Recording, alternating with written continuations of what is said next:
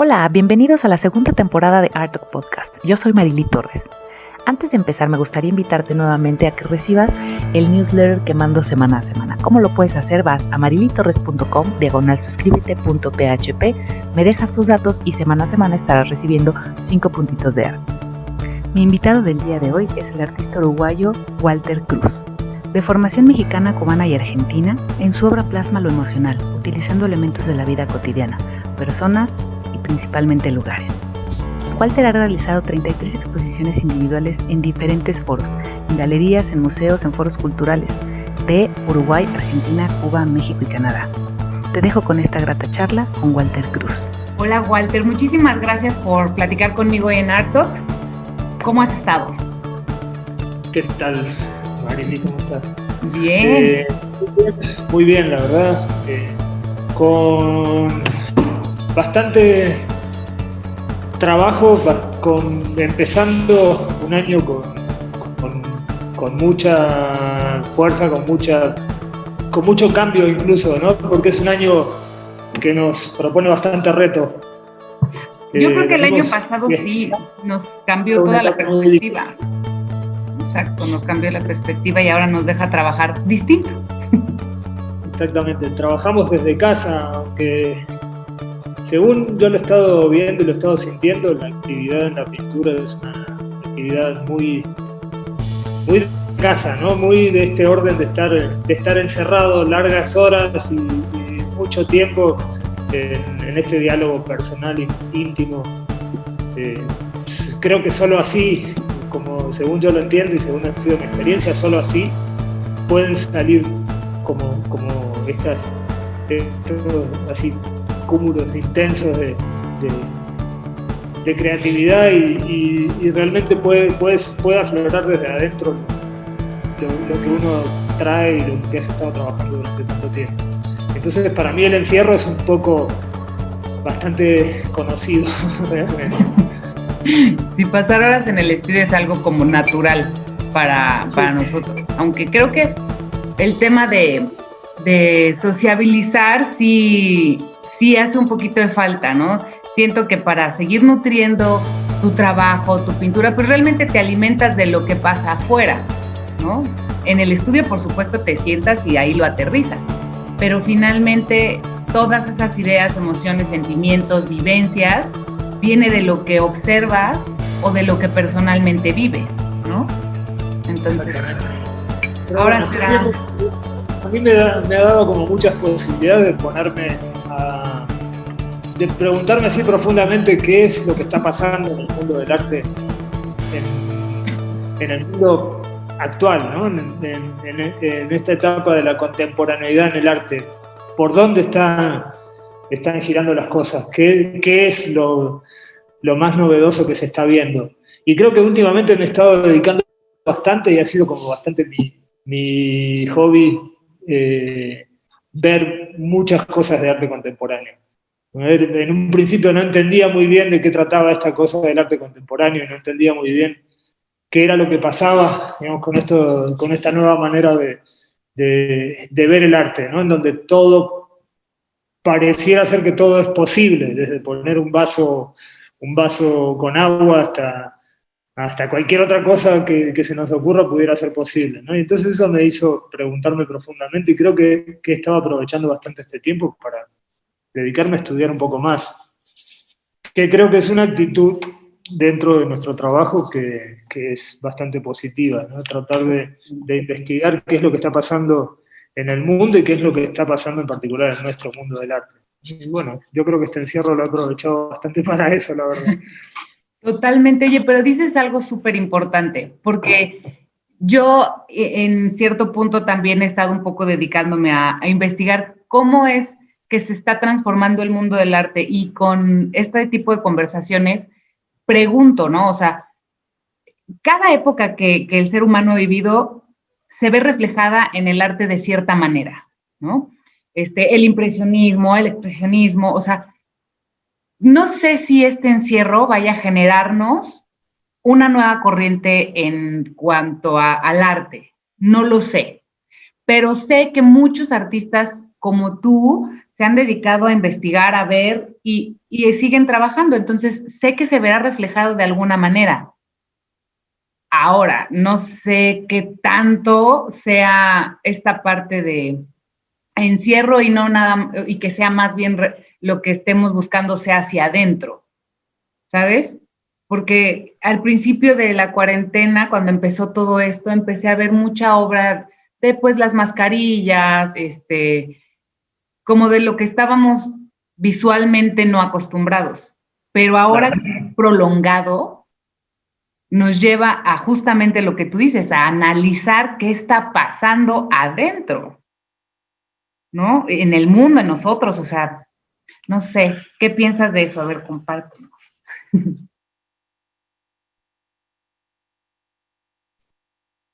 Mira, yo creo que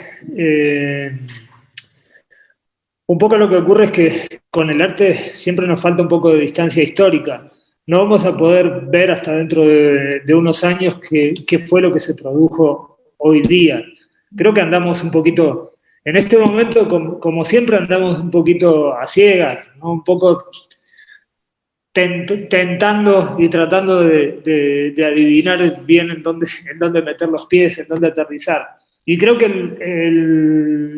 nuestro trabajo tiene que ver un poco con eso. Siempre tenemos que andar más o menos adivinando qué es lo que pasa y tratando de tomar como estas decisiones artísticas para ver hacia dónde dirigimos nuestro trabajo. Yo creo que en el fondo hay, no sé, varias cosas, digamos, todo este nuevo terreno de la comunicación y de lo tecnológico y de las redes nos hace que, por un lado, estemos quizás perdiendo un poco de comunicación personal con el otro, pero a la vez nos hace estar como altamente comunicados con otras formas de ver la vida, con otras culturas, con gente que está produciendo hoy en este momento en arte en la otra punta del mundo. Y creo que eso es una oportunidad única.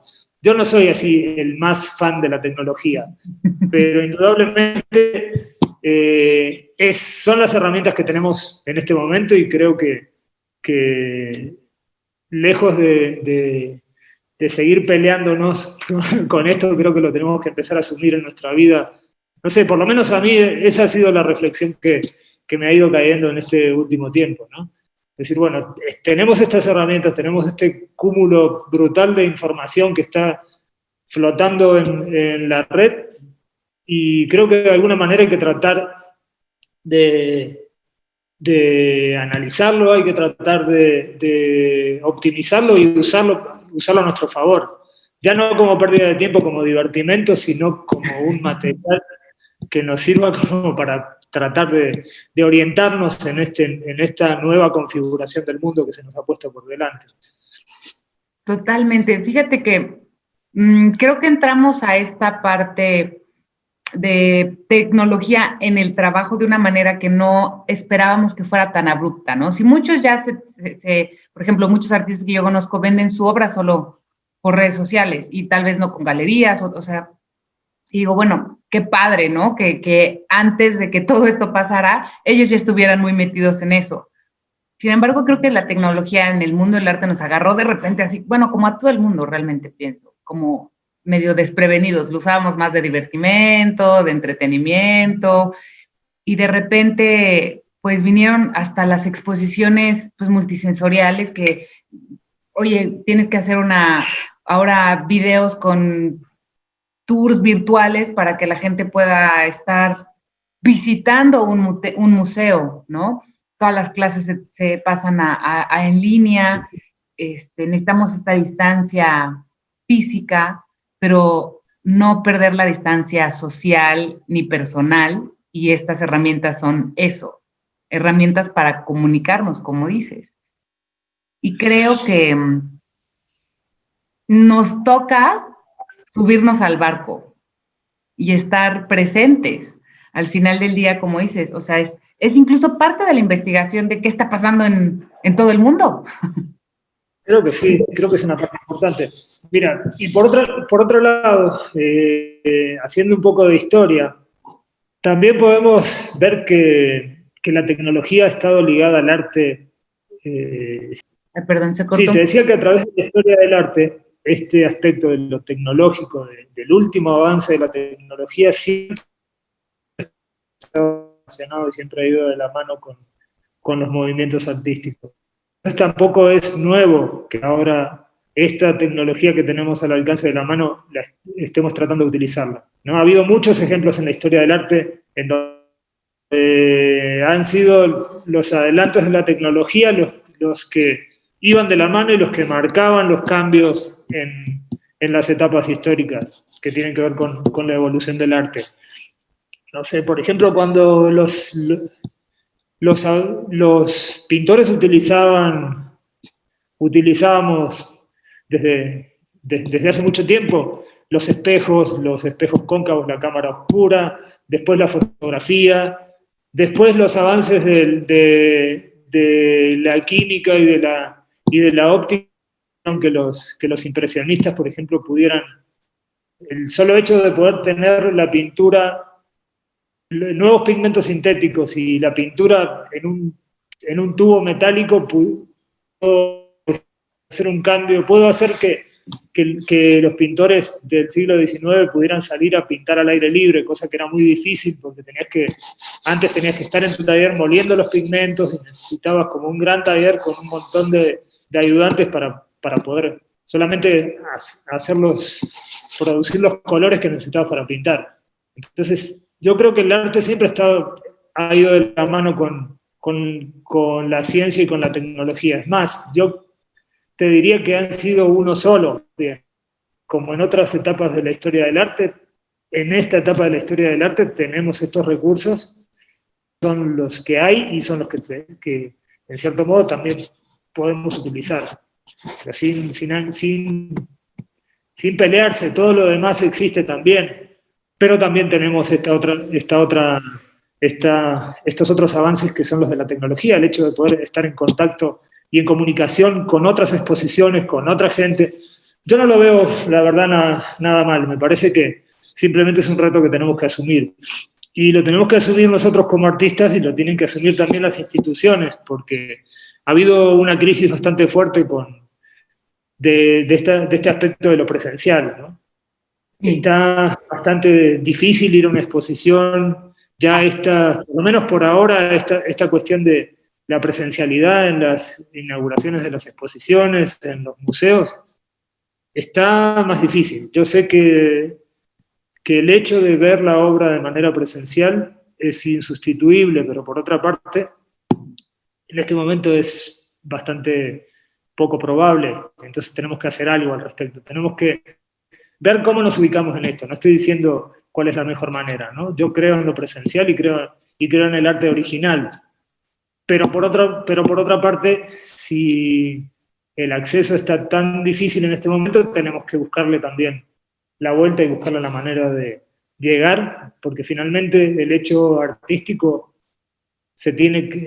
tenemos que procurar que ocurra, tenemos que procurar que la obra se encuentre con el espectador, que finalmente ese es el objetivo final.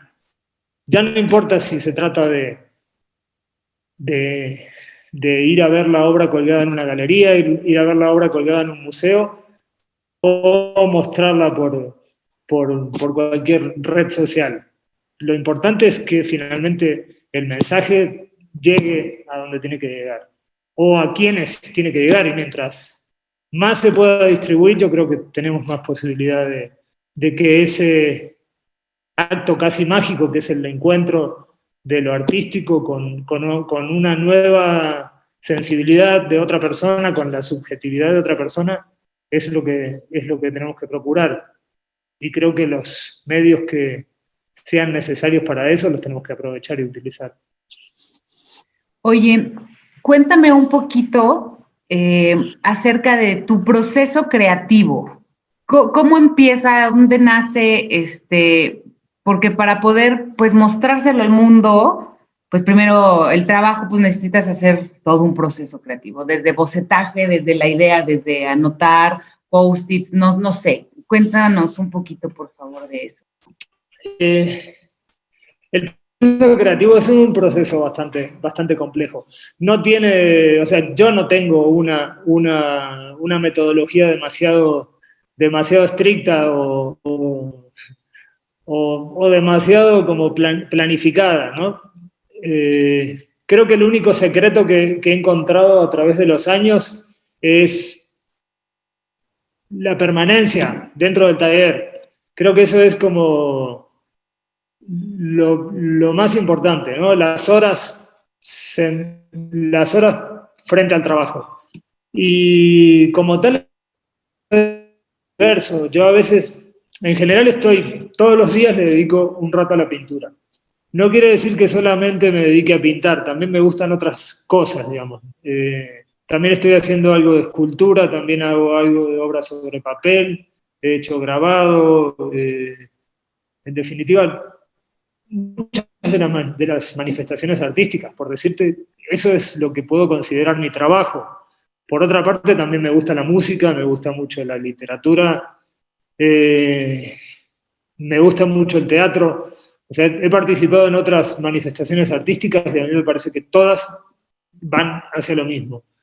Pero bueno, la jornada de trabajo en el taller empieza como a mitad de la mañana, ya termino de desayunar y ya me meto en mi taller.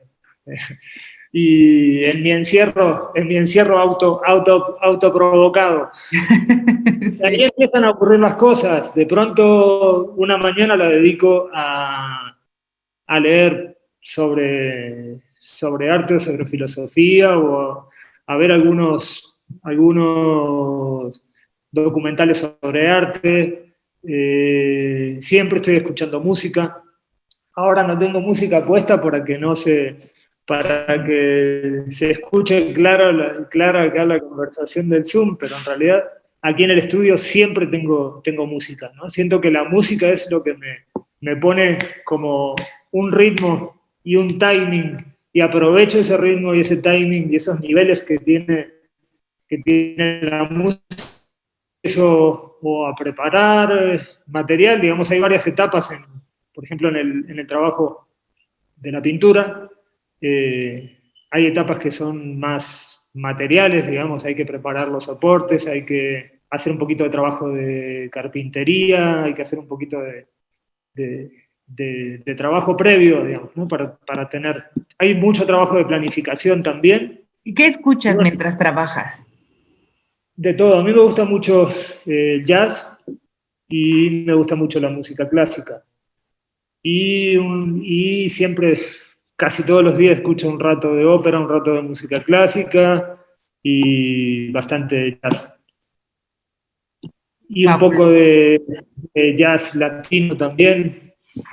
Tengo bastante, no sé, cariño por el Latin jazz. Entonces ya cuando quiero ponerle un poquito más de onda, pongo un poquito de Latin jazz. Y un poco de rock también. Indudablemente yo soy de una generación, me crié en Argentina, entonces soy de una generación que ha estado como muy influenciada por el rock. Y sobre todo por el rock en español. Entonces también, un rato me llega la melancolía así por la música de mi juventud y pongo un poco de rock. Y también he estado muy influenciado por el tango. Yo nací en Uruguay, me crié en Argentina y entonces son ambas márgenes del Río de la Plata, que es de donde proviene el tango.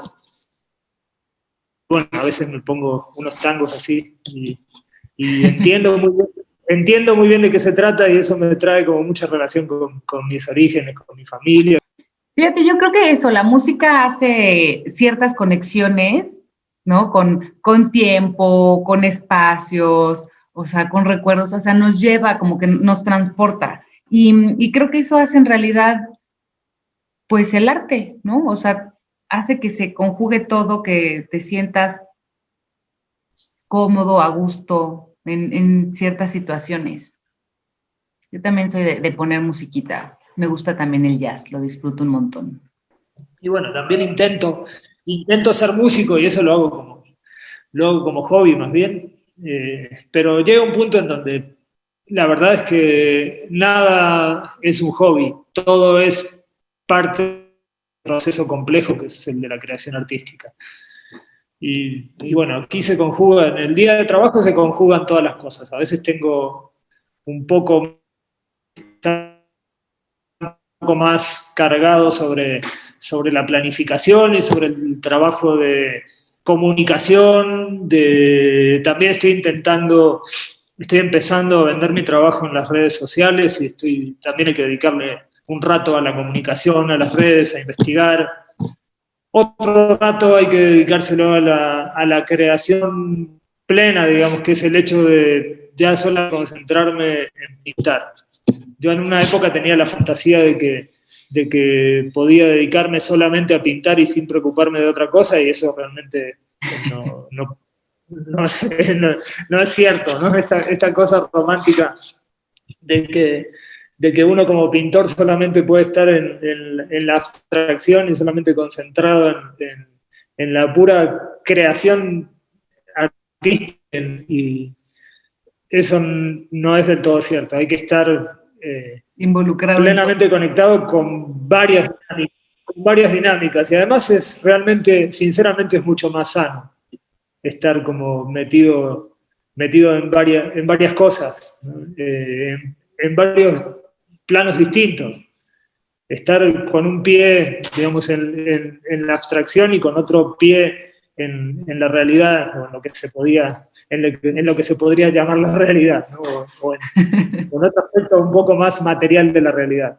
Y creo que eso ha sido un descubrimiento quizás un poco de la madurez de los últimos años, de que hay que ser productivo en ambos, y hay que ser como hábil en ambos territorios. Y bueno, y es algo que he ido descubriendo. Yo creo que también, en parte, esta sacudida que nos ha dado, creo que este inicio de siglo, más bien, me atrevería a decir que esta crisis, sino que este cambio de siglo ya se había tardado un poco en manifestarse, y creo que ahora se está empezando a manifestar plenamente.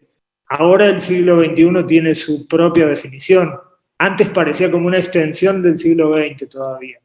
Y creo que ahora sí realmente estamos cambiando de forma, sí estamos cambiando de etapa, y creo que nos impone la necesidad de adaptarnos a esta nueva forma que el mundo va a tener. Y bueno, y un poco se trata de eso.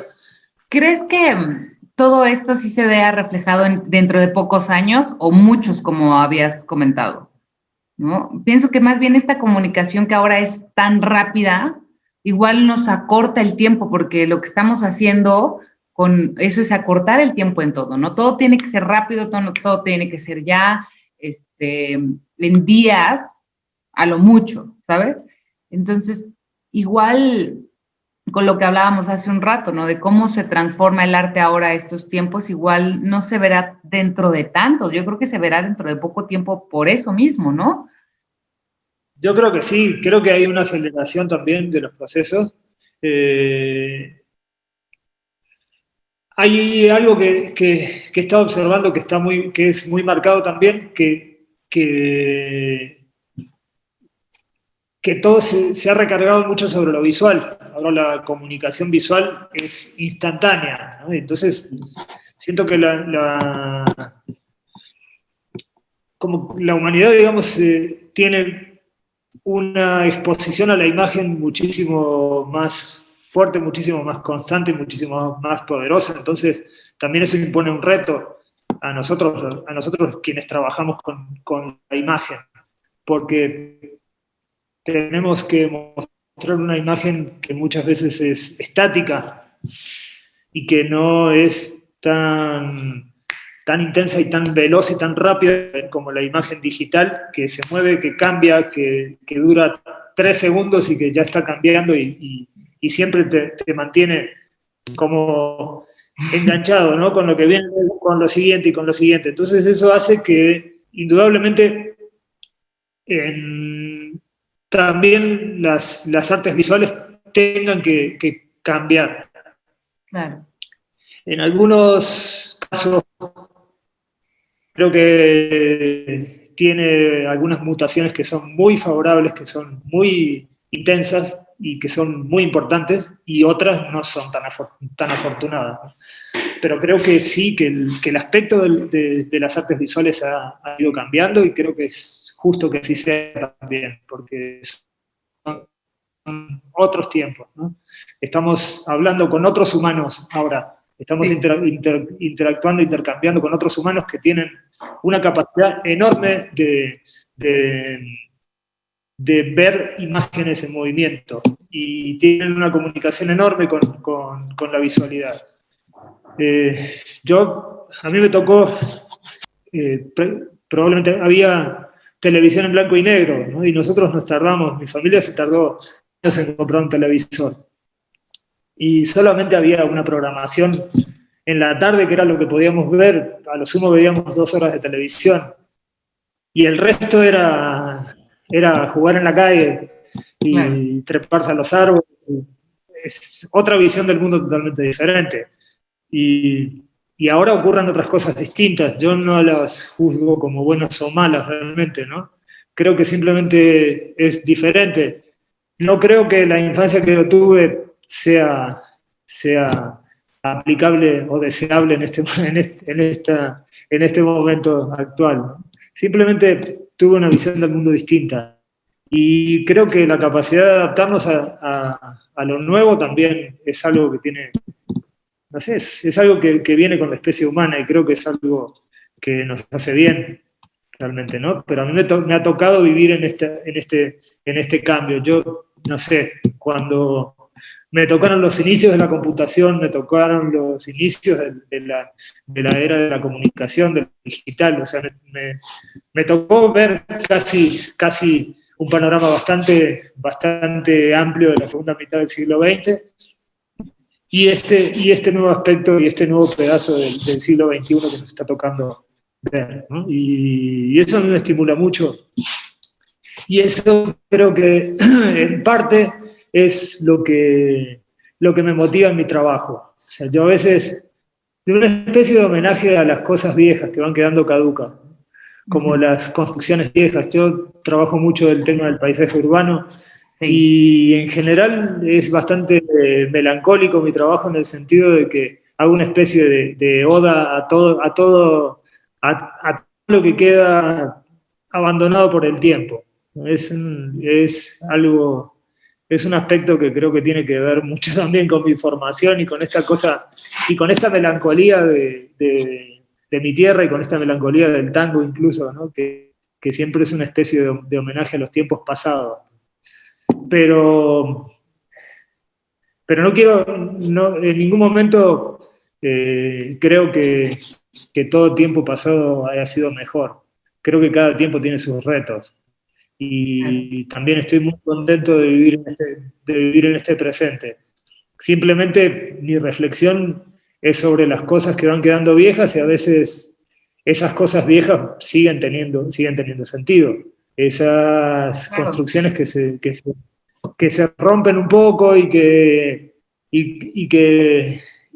se van gastando, y que van evidenciando el paso del tiempo, yo les encuentro una gran carga estética. Y eso es lo que a mí me gusta pintar. Pero trato de que en mi vida, y en mi vida creativa, en mi vida laboral, confluyan y dialoguen estos dos mundos, ¿no? Este mundo de una imagen totalmente dinámica, totalmente fluida y cambiante, con este otro aspecto de estas escenas estáticas por las cuales parece que el tiempo transcurre de una manera muy lenta, ¿no? Me gusta justamente confrontar estas dos visiones del mundo. Yo creo que, como bien dices, ¿no? Lo que se considera a veces viejo y tiene toda esta carga visual linda, pues al final del día era un reflejo claro del proceso que se vivió antes para llegar a eso, que no sé si ahora lo estamos dispuestos a aceptarlo o a quererlo de tal manera, ¿no? Ahora es lo uso y lo desecho, y antes era la conservación incluso de objetos en casa. ¿sabes? O sea, Sí, yo recuerdo, no sé, muy niña, ya teníamos un teléfono de estos de disco, ya sabes, los clásicos negros, que después hasta había de colores verdes o rojos, ¿no? Lo desecharon, ¿no? Como que lo arrumbaron de, no, ya necesitamos otro nuevo, que esté más moderno, tal. Y en ese, yo recuerdo que después de ese pasaron por mi casa 15, 20 aparatos de teléfono, ¿no? Y entonces en una mudanza, volvió a salir el antiguo, ¿no? Y lo tenemos como, no, este es el teléfono viejito, y lo tenemos como reliquia, ¿no? Pero yo no pienso, tal vez los otros que pasaron en el Inter, me explico, ya no los guardaríamos como reliquia, no sé por qué, pero no creo que representaran eso ahora, ¿sabes? Como el primero.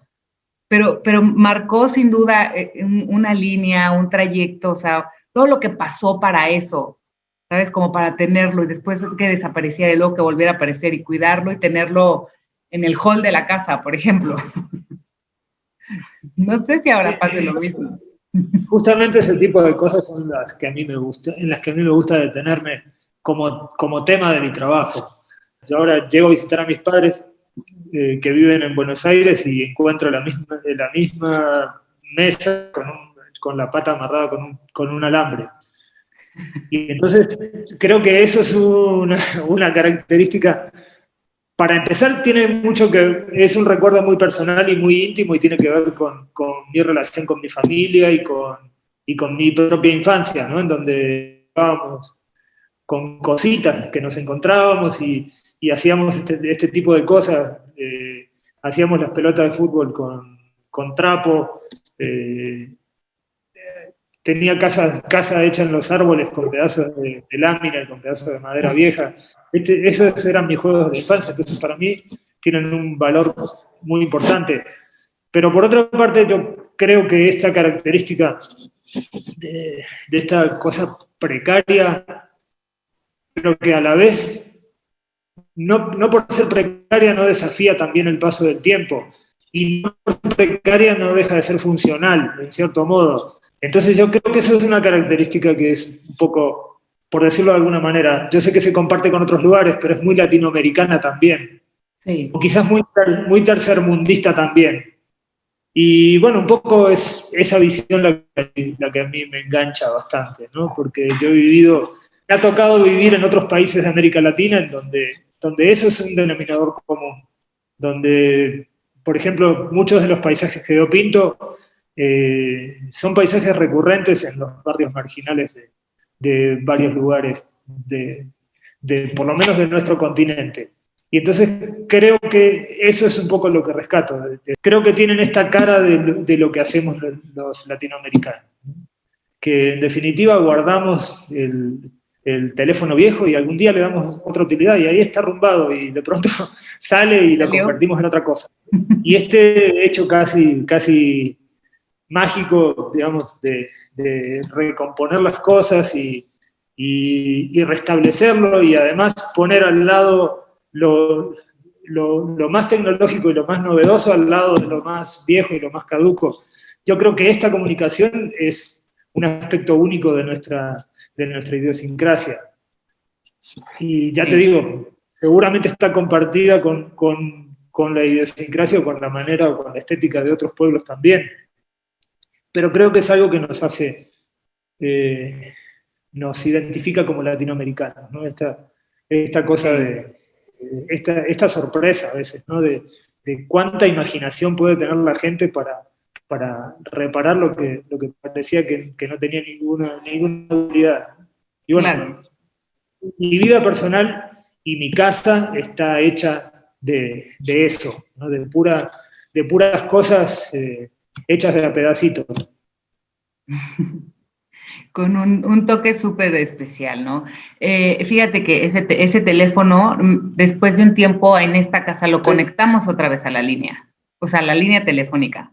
Y para usar ese teléfono, nadie lo quería usar, no por otra cosa, sino porque tomaba tanto tiempo marcar un teléfono con el disco que ya nadie quería utilizarlo, entonces lo teníamos ahí ya de adorno, conectado, o sea, funcionando, pero pero de adorno. Entonces fue como muy, muy simpático no sé, hace 4 o 5 años que vinieron unos amigos a la casa con niños chiquitos y entonces, pero niñas, no sé, 8 años, acostumbradas a que ya tenían teléfono, que ya todo era así, que la conexión era súper rápida y entonces al querer utilizarlo estaban tan sorprendidas. Nosotros veíamos sus caras y decían, pero ¿de aquí le marco al teléfono? Y yo, sí, sí puedes marcarle a tu celular. Pero lo marco y empezaron a marcar. Claro, se tardaron horas para marcar el teléfono y primero que entrara la llamada y después volver a intentarlo y se equivocaron en un número, regresar y demás, fue como un shock para ellos, ¿no? De cómo tienes algo tan viejo funcionando. Y eso es lo que tú dices, o sea, nosotros igual, o sea, tenemos de mesa de centro un baúl que era de cuando mi mamá era niña, ¿no? Que lo restauramos, lo cuidamos, lo acomodamos, pasó a la oficina, estuvo un tiempo, muchos años en la casa, luego otra vez en otra oficina como mesa de centro y ahora está en esta casa como mesa de centro. Creo que es eso, es como dices, es muy latino, es como parte importante para la historia de mi mamá con su vida antes de esta familia que después conformó y después ese elemento fue importante o es importante para nosotros como núcleo familiar, ¿no? O sea, ya no nada más representa algo en la vida de mi mamá como individuo, sino representa algo en la vida familiar de varios, ¿no? Entonces creo que es eso, es que el latino adapta y adopta ciertas cosas como parte de su vida. Exactamente. Yo creo que, en definitiva, esos objetos están cargados de experiencias, están cargados de vivencias, tienen historia propia. Y yo creo que de alguna manera esa experiencia que esos objetos tienen, todavía la siguen transmitiendo. Es la misma carga energética que puede tener una pieza de arte, que pasan los años y pasan las historias, pero esa pieza se conserva y sigue teniendo la misma potencia artística y la misma potencia comunicativa que antes. Es más, tiene más potencia todavía que antes. Y eso pasa, por ejemplo, con los cuadros que se han hecho famosos. Cuadros que en su momento, no sé, por poner un ejemplo, pueden ser como los girasoles que pintó Van Gogh, que en su momento incluso acompañaban a otro cuadro, o sea, no eran ni siquiera una pieza principal. Pero la historia le ha dado una carga tan importante que ahora es una imagen que está en el inconsciente colectivo de la humanidad entera. Entonces, yo creo que esa especie de magia, no tengo otra manera cómo llamarlo, creo que esa especie de magia que puede adquirir un objeto siendo portador de historias y con esta capacidad de seguir recargándose de historias, creo que es algo que es una potencia que es intrínseca del arte. Entonces, yo lo que trato es de encontrar en los objetos justamente ese valor de esa pátina que le deja el tiempo y las historias cuando pasan por ese objeto, ¿no? Y entonces trato de que mi trabajo hable un poco de ese aspecto. Y por otra parte, yo me pongo a reflexionar mucho, por ejemplo, en el hecho de esta costumbre que hemos adquirido de comprar y usar y tirar, que se ha hecho como que está tan presente en nuestra vida cotidiana, está tan presente en nuestras prácticas cotidianas, que son cosas que podemos revisar en realidad. No quiere decir que la evolución de nuestra especie tenga necesariamente que quedarse en ese aspecto negativo, en donde ni siquiera nos ponemos a pensar de dónde sale, o de cuánto trabajo, o cuánta depredación, o cuánto despilfarro hay en nuestros hábitos cotidianos de consumo. Yo creo que sí son cosas que podemos revisar, y sí son cosas que nos toca en en este nuevo reto de este nuevo tiempo que tenemos por delante, revisar profundamente. No estoy de acuerdo con que tengamos que volver a prácticas del pasado, pero hay cosas que si antes servían, a lo mejor pueden seguir sirviendo. Y hay cosas que a lo mejor que pueden ser muy novedosas y muy tecnológicas, pero a lo mejor no nos están sirviendo para tener una vida más equilibrada. Yo creo que el reto de este tiempo, según ya te digo, mi visión muy particular de las cosas, es tratar de ver en qué lugar aprovechamos lo mejor de cada época y lo mejor de cada cosa. Para tratar de frenar un poquito esta manía, digamos, que se nos ha impuesto y que ha sido tan beneficiosa para la acumulación de dinero, justamente, que es la de consumir y tirar constantemente, ¿no? Que creo que lejos de conectarnos, lo que hace es desconectarnos. Creo que lo que tenemos que tratar es de lograr el equilibrio, aprovechar todo lo que se ha avanzado en términos de tecnología y en toda la velocidad y toda la potencia que tenemos comunicativa y de medios y de recursos, pero haciendo, digamos, otra vez, ¿no? Haciendo las paces entre lo viejo y lo nuevo. Totalmente. Creo que sí, debería de ser una mezcla perfecta, ¿no?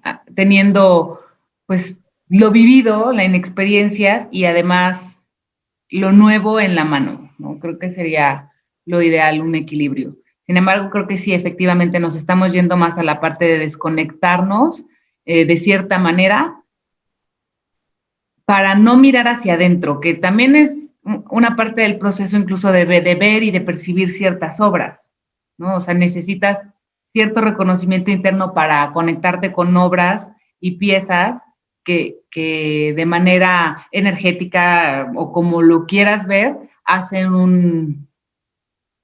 un match o un choque con determinada época de cada uno, ¿no? Pero si no nos detenemos a revisarnos o a observar obras, pues no, ni siquiera te das cuenta de eso, ¿no? Yo a veces lo he comentado con algunas personas. Yo creo que a todos nos gusta el arte, pero muchas veces no nos damos el chance de darnos cuenta que es así, ¿no? ¿Y cómo es eso? Pues no, es justamente lo que decía, no nos detenemos a ver arte. Y ver arte desde, híjole, no nada más es en libros y no es ir nada más a museos, o sea, es mucho alrededor de nosotros, estamos rodeados de arte y luego no lo percibimos, música, libros, o sea, tenemos todo alrededor. Y de repente estamos tan ensimismados en el consumismo, en tal, en esto, en lo otro, que no te detienes a ver que mucho de lo que te rodea es arte. Exactamente. Y creo que esta crisis de la epidemia, esta crisis de este enfrentamiento entre la vida y la muerte que hemos estado teniendo y que tenemos todavía. Yo siento que mucha gente, incluyéndome, nos ha llevado a otra valoración un poquito más profunda. Creo que por lo menos a mí en lo personal me ha llevado como a este lugar en donde es necesario ponerme a pensar en lo que tengo y ponerme a disfrutar y a valorar profundamente lo que tengo. Y quitarle un poco, quizás, quitar un poco esta ansiedad por lo que no tengo. Y creo que en esa reflexión ha estado mi vida personal y ha estado mi trabajo, ¿no? Que ya, bueno, volviendo, digamos, al tema de la práctica del arte, creo que la práctica del arte está directamente relacionada con la práctica de la vida. Y en mi caso funciona así. Yo voy meditando en mi trabajo las cosas que van ocurriendo en mi vida, tratando de expresarlo con los medios que he tenido la suerte de adquirir, que son los recursos del arte. Oye, Walter, antes, quiero preguntarte, ¿algún libro que te haya marcado en tu vida personal, profesional y que nos quieras compartir como recomendación de no te puedes perder este libro? Yo creo que no te puedes perder ningún libro, la verdad, sinceramente. No sé si hay algún libro en particular que pudiera, en este momento que me viene a la cabeza, que te pudiera decir, es este ahora. Porque yo he tenido la suerte de ser un gran lector. Yo no sé cómo hubieron libros que para mí fueron reveladores, pero curiosamente son libros no sé, no tienen mucho que ver con lo que hago hoy ahora. Yo recuerdo que empecé a leer mucha literatura de Borges, por ejemplo, que no sé de qué manera llegaron a mis manos cuando era un niño todavía, las obras completas de Borges, y me las leí todas sin entender, incluso la mayoría, ¿no? Porque es obra muy compleja que cita a muchísima cantidad de otros autores, pero en cierto modo la literatura latinoamericana fue indudablemente una de las cosas que me marcó. Por otro lado, la ciencia ficción. Y después, cuando encontré el mundo de las artes plásticas, me metí así, pero de lleno, a leer muchas biografías de muchos artistas, por ejemplo. Y para mí se abrió un mundo de conocimiento increíble porque empecé a poder relacionar la vida personal de los artistas con su producción y empecé a entender muchísimas cosas. Recuerdo muy bien que leí las cartas de Vincent Van Gogh a su hermano Theo. Y cómo en las cartas Van Gogh empieza a escribir todo lo que le pasa, todo lo que está pasando en el cuadro, pero a la vez todo lo que está pasando en su entorno inmediato y todo lo que está pasando dentro de sí. Entonces yo creo que eso, por ejemplo, ese fue uno de los libros, ahora que lo menciono, que a mí me abrió mucho las puertas al hacer esta conexión entre mi mundo interior, mi entorno y el mundo del arte. Ese fue un libro bastante revelador. Ahora, por ejemplo, en este momento estoy leyendo El lienzo de la vida de Edvard Munch, que es otro libro revelador, en el sentido de que es un libro escrito por un pintor, donde entre aforismos y poesías y relatos va dejando caer así poquito a poco qué es lo que está pasando en su mundo interior y que después se ve reflejado en su obra pictórica.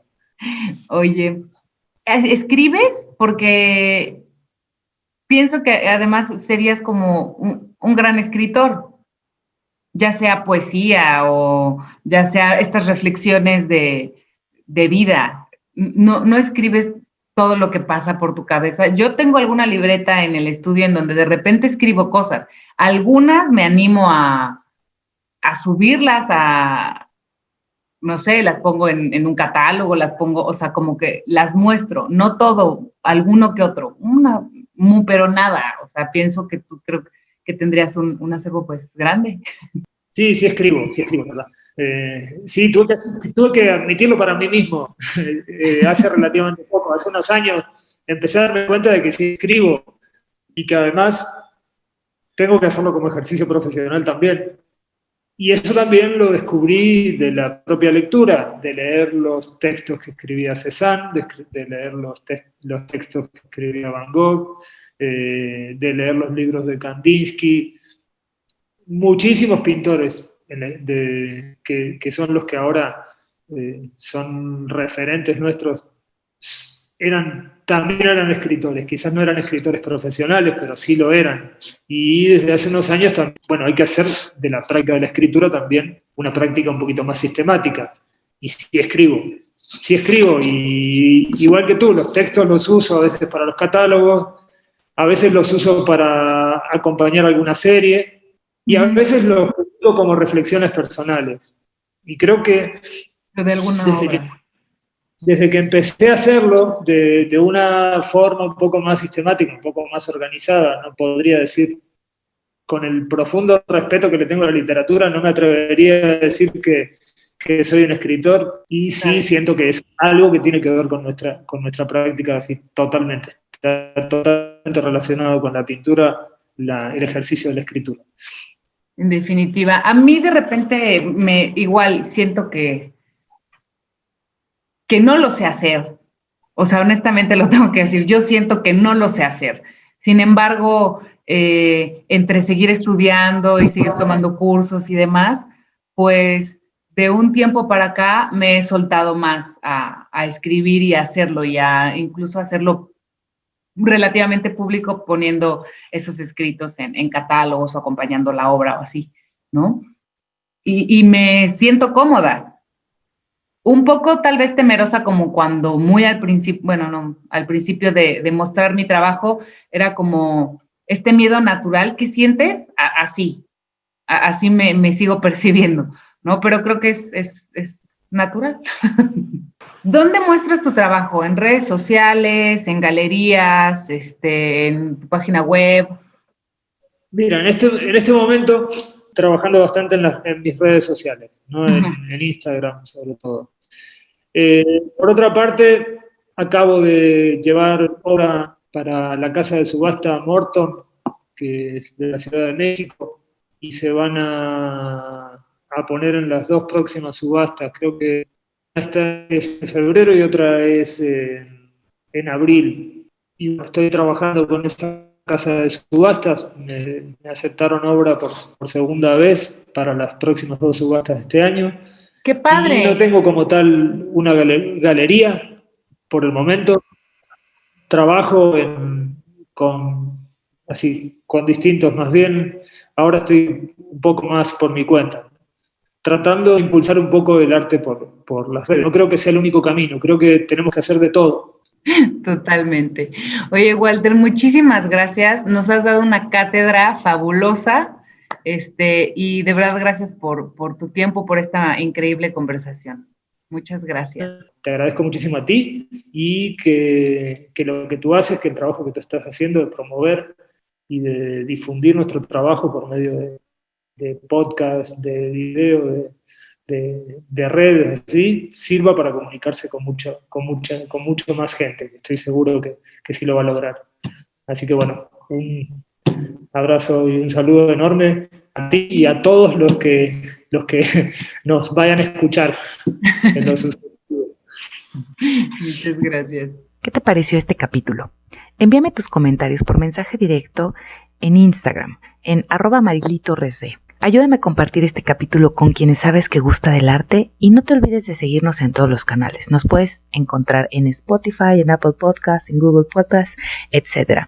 Y en el canal de YouTube. Te agradezco tus comentarios, estamos en contacto, nos vemos hasta el próximo capítulo. Hasta luego.